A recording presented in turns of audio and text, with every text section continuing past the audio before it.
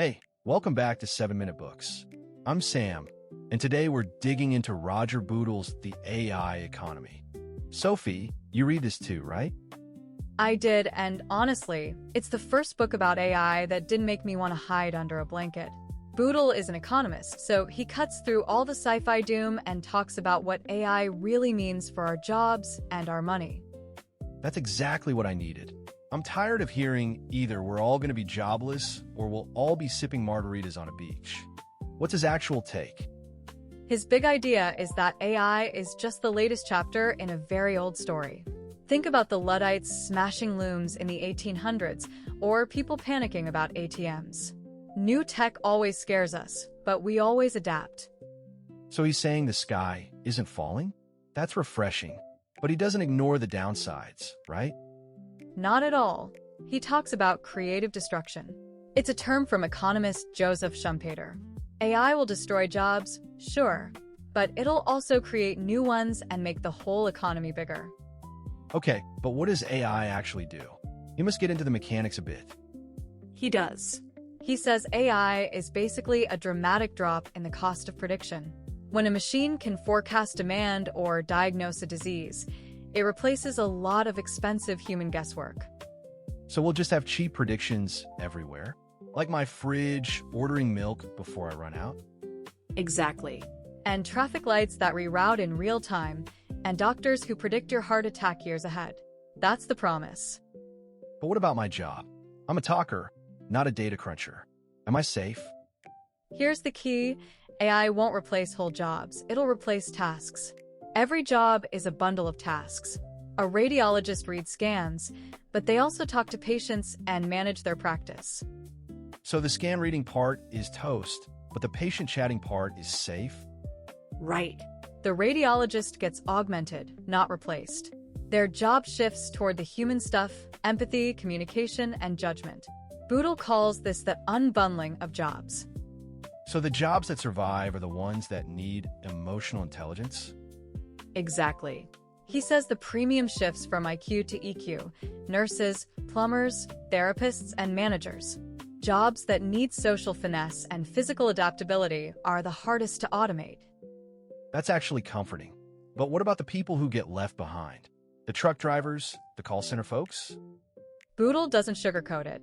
He says the transition will be painful and governments need to step up with education and retraining.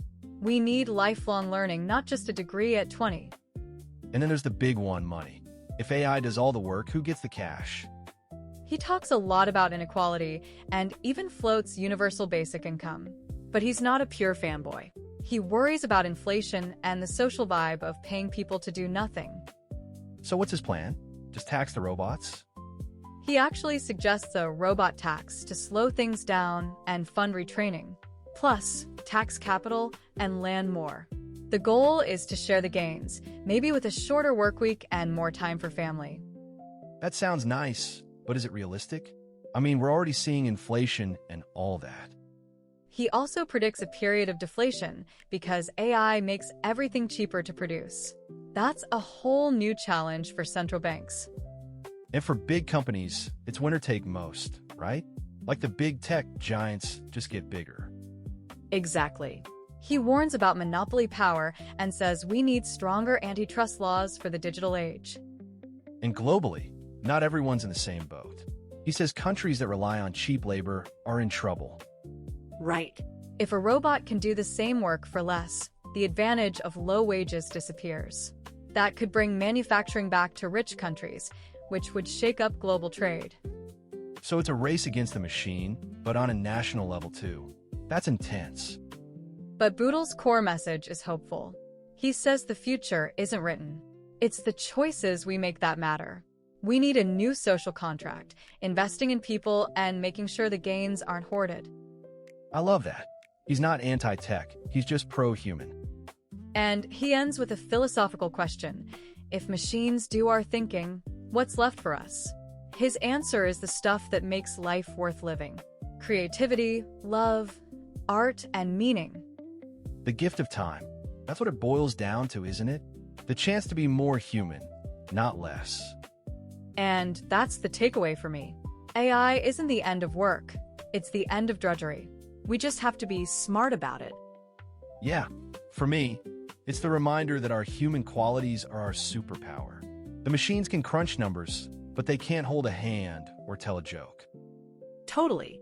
And hey, if you want to explore more books like this, the whole library is on the 7-Minute Books app. You can check it out at 7minutebooks.com/app. They have over 6,000 fiction and nonfiction titles, and you can read or listen in any language. It's just $2.99 a month, $9.99 a year, or $19.99 for lifetime access. So, yeah, the AI economy is coming, but it's not something that happens to us. It's something we build. And that's a comforting thought. We'll see you in the next one.